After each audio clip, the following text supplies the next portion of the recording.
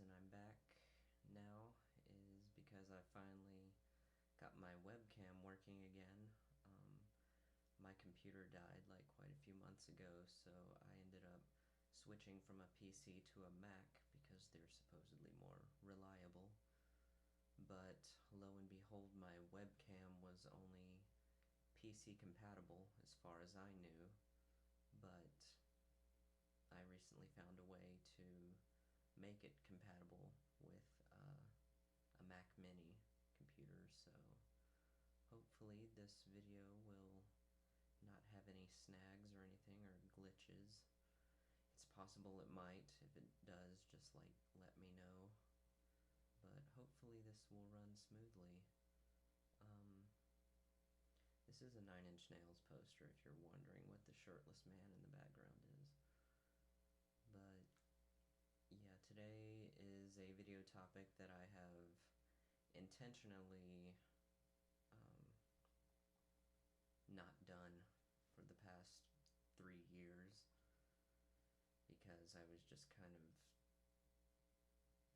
not really wanting to do the subject matter that I talk about in this video because it brings up a lot of personal issues and just things that I'm still struggling with. But I had received so many requests to do a video about relationships, so seeing as how this is like my third comeback video after a long absence, I figured I would go ahead and cover the topic. A lot of this, just like any other video of mine, is purely from my perspective and doesn't necessarily apply to all people with Asperger's syndrome, but I think it does in a lot of ways apply to other Aspies, so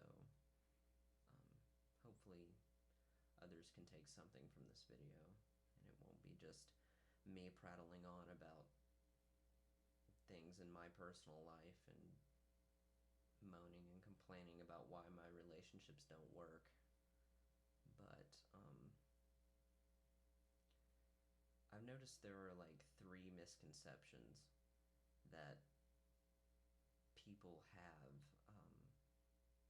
people that have either been in a relationship with an Aspie or haven't really researched Asperger's syndrome. The first one is just this myth of apathy, that when Aspies are in a relationship, they don't care about the other person, they just want to do their own thing, and they're just in a relationship for the sake of being in a relationship, and that they really don't actually care about the other person. This is not true. This is completely false. A lot of Aspies are private people, and a lot of times they do need to step back and process things. And, this is especially tough for neurotypicals who are, I don't want to say clingy people, but just people who always feel the need to be either on the phone or physically with their mate. And you have to understand that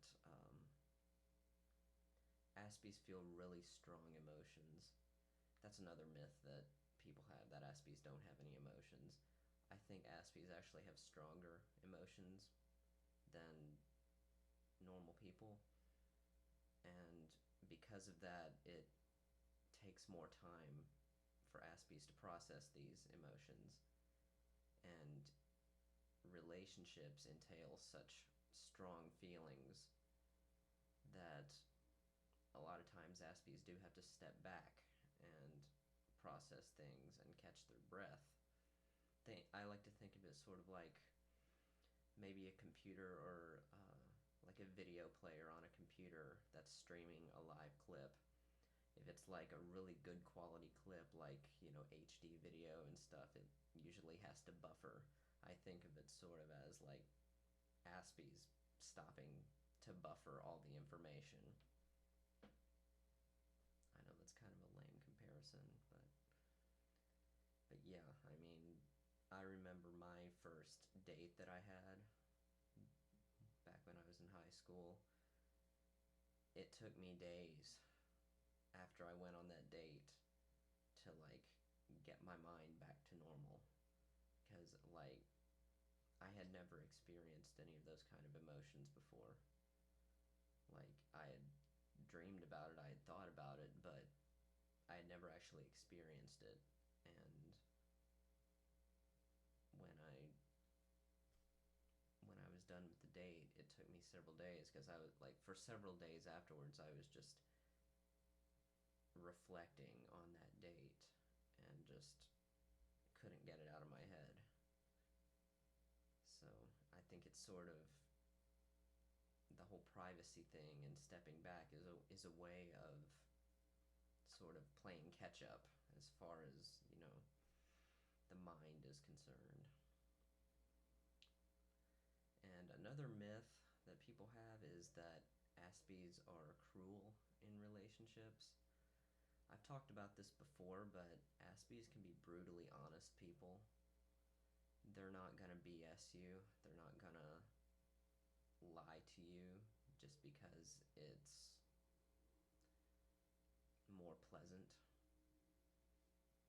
I've always been a brutally honest person. I think that brutal honesty is better than fake dishonesty. And that has caused me just a lot of problems in relationships, especially when they ask me for advice.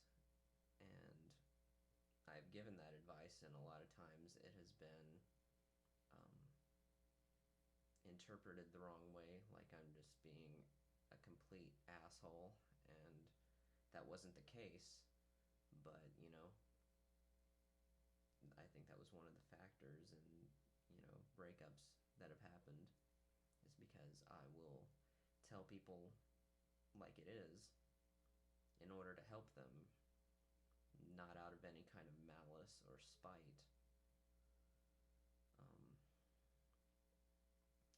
So yeah, and sort of on a related note, like sometimes Aspies will say things that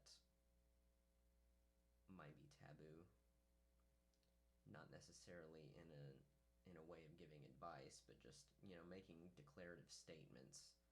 Sometimes may be interpreted as just completely inappropriate, and some people don't mind those kind of comments, but others might be offended, and I have inadvertently offended people before, and so that's another factor. And thirdly, it's more to do with like the physical, like physical intimacy. A lot of times people will think that Aspies are very uncomfortable doing anything physical. I wouldn't call it discomfort, especially in like sexual situations. Sensory overload is possible, but I wouldn't say it's discomfort.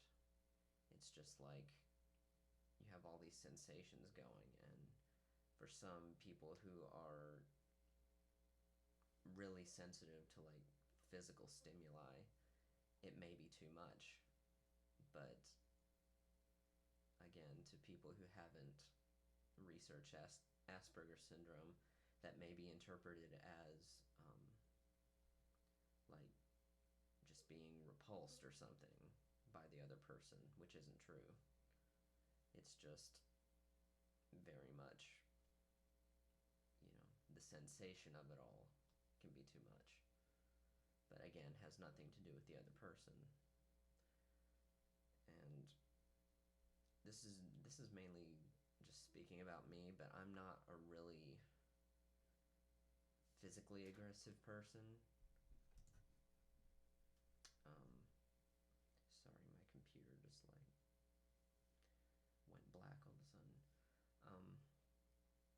not a physically aggressive person as far as any kind of like, not as far as aggression or intimacy. I'm the kind of person that just likes to take it slowly and kind of let it soak all in. And but again, that's just me. That may not translate to all Aspies, but I think part of the reason why I'm not very physically aggressive or animalistic in that sense is that I may be overly sensitive to a lot of the physical stimuli that occurs within physical intimacy. So, there are a lot of misconceptions and things that people in relationships with Aspies might assume. And to those people, I would say research. If you're going to get into a relationship with somebody who you suspect has Asperger's syndrome or who does have it, do the research and know what to expect, because misinterpretation might lead to, the relationship ending. That's what happened to me. So I just,